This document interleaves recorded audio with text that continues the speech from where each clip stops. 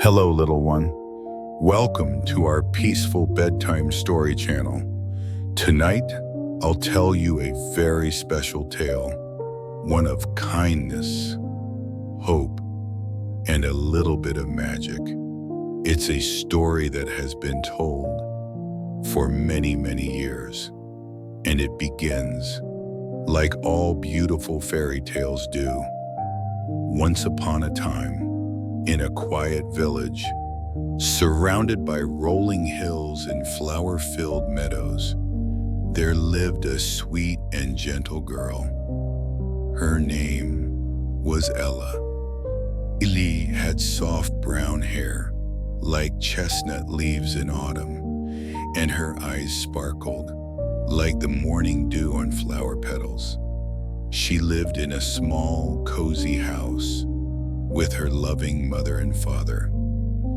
Each morning, birds would sing at her window, and each night her mother would kiss her forehead and whisper stories of dreams, of kindness, and stars.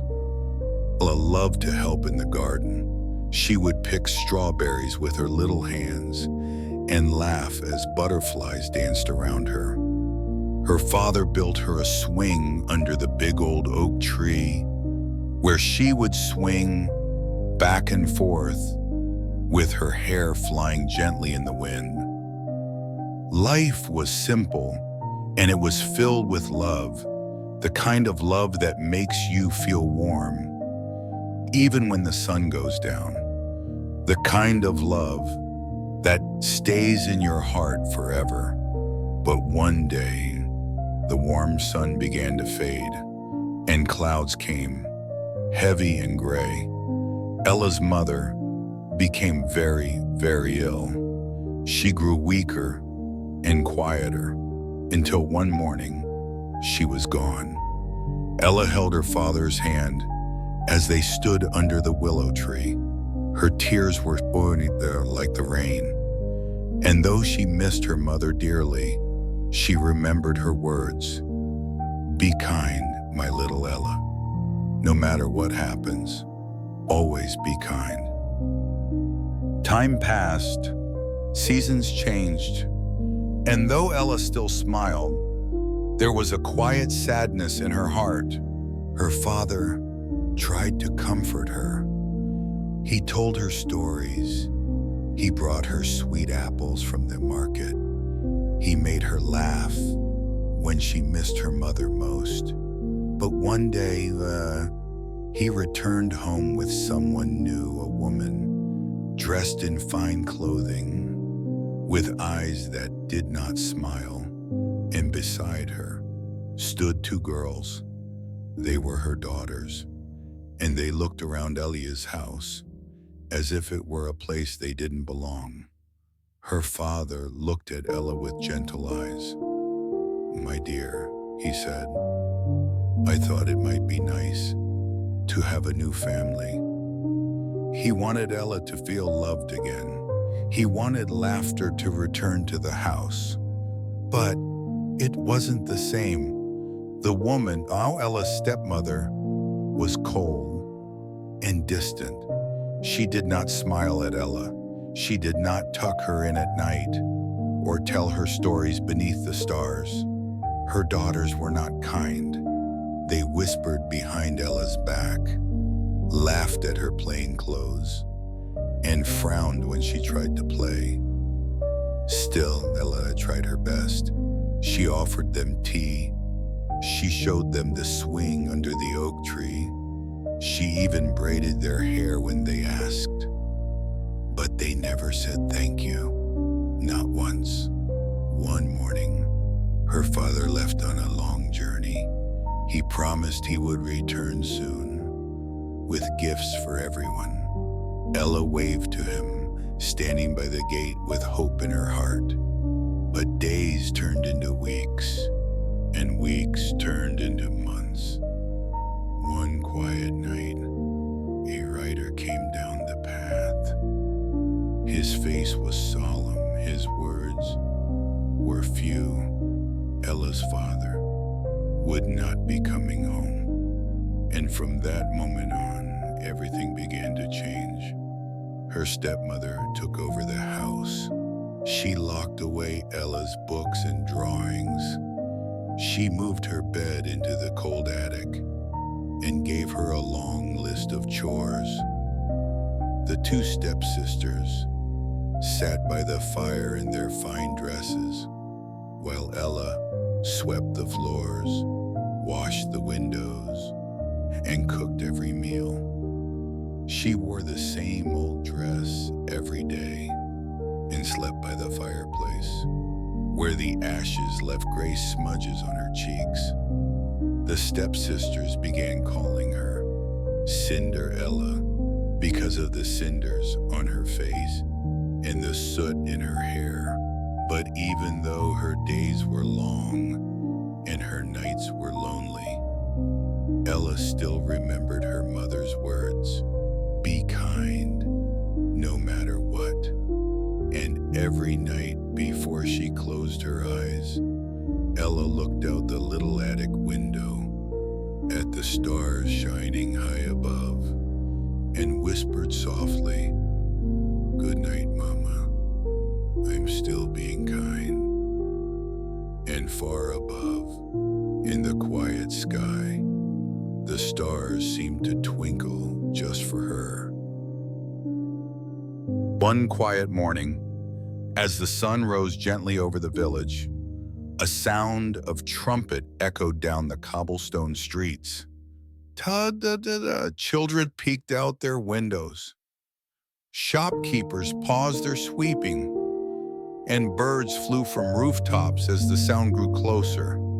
Then came a rider on a tall white horse.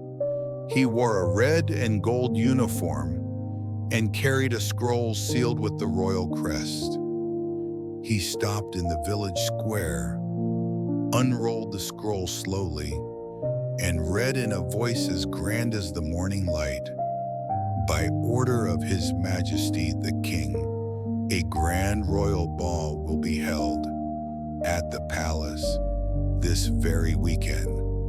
All young ladies of the land are invited to attend, for the prince himself shall choose a bride."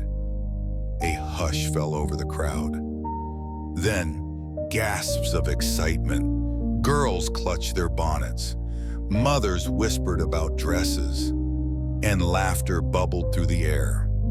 At home, Ella heard the sound from her small window in the attic. She pressed her hand to her heart. Her eyes sparkled. Could it be true? A ball at the royal palace, and every young lady was invited. She rushed down the stairs, her heart fluttering like a tiny bird. She found her stepmother and stepsisters huddled in the parlor, already chattering about gowns and shoes and hairstyles. Ella asked softly, "May I go too?"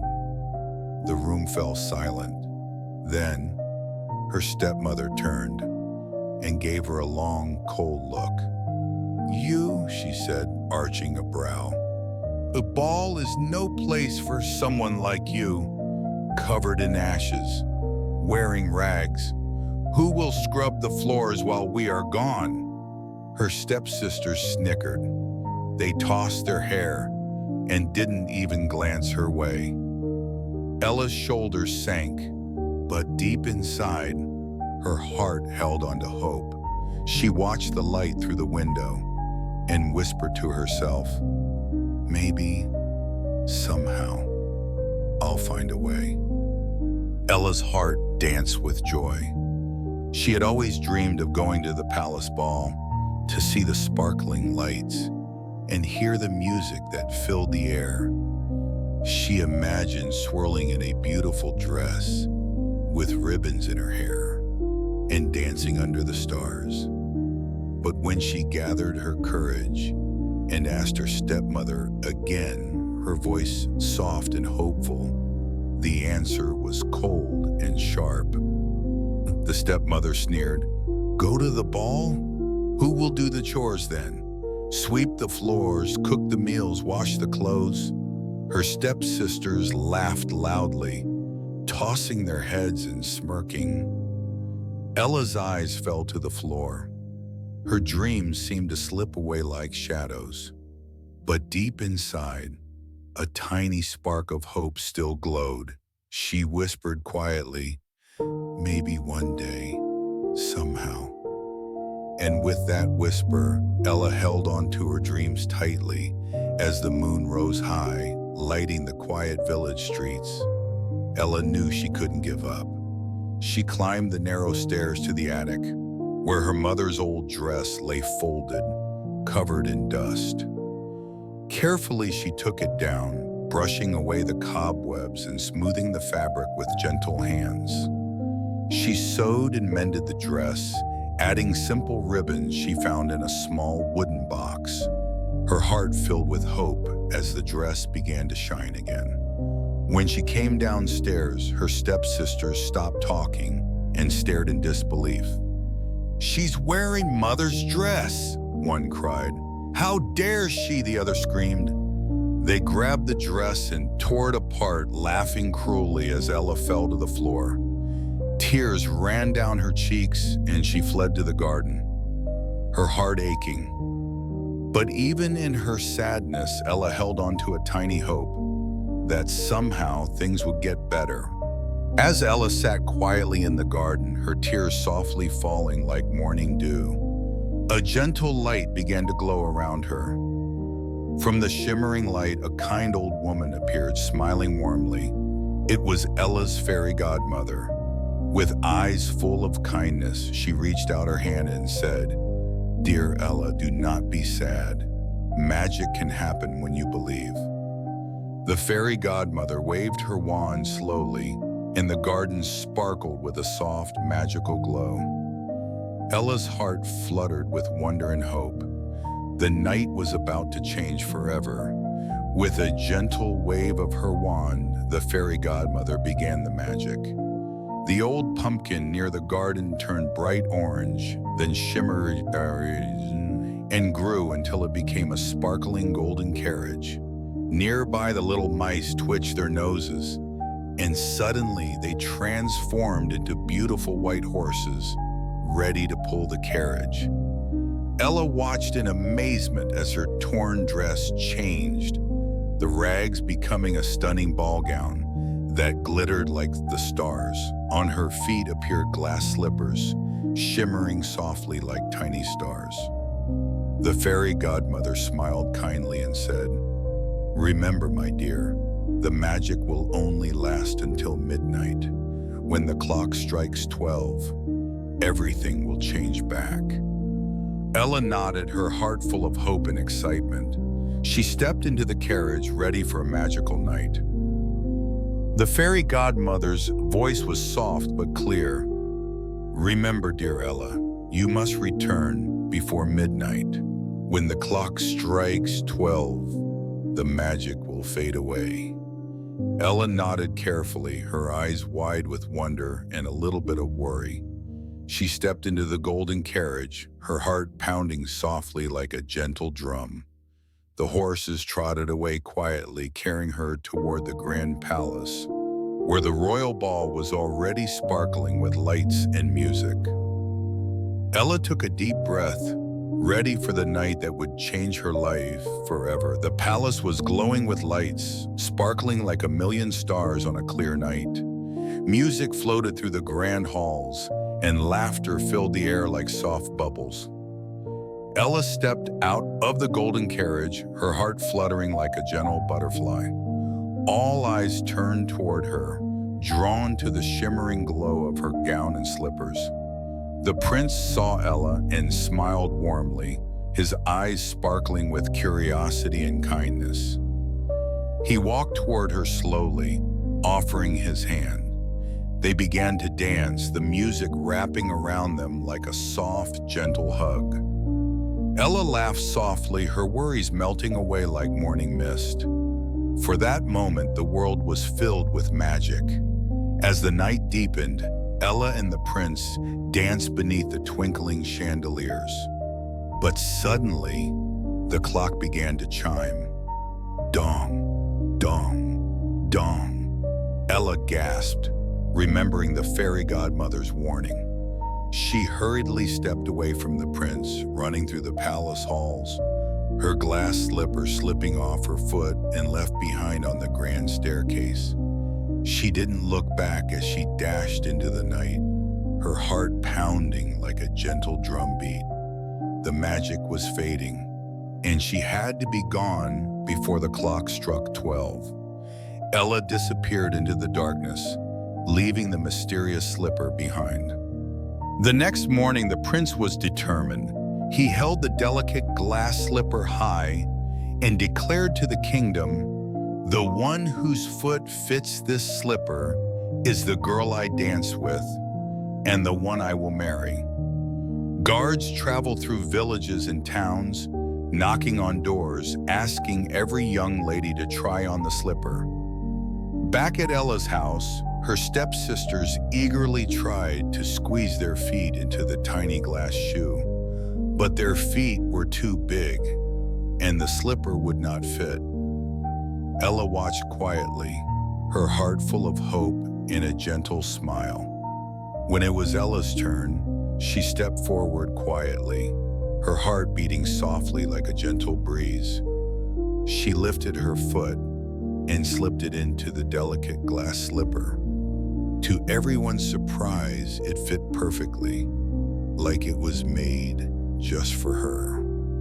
The room filled with gasps and whispers. The prince smiled warmly and said, "You are the girl I have been searching for." Ella's eyes sparkled with happiness, and her heart felt light and full of joy. The prince and Ella were soon married in a joyful celebration filled with laughter and music. Ella no longer had to do chores or live in the attic. She lived surrounded by love, kindness, and a warm, happy heart. And from that day on, Cinderella lived happily ever after. The stars shone brightly over the kingdom, and the gentle night whispered a lullaby for all the children. Thank you for listening, little ones. May your dreams be sweet and your sleep be deep. Good night, and don't forget to like and subscribe for more magical fairy tales.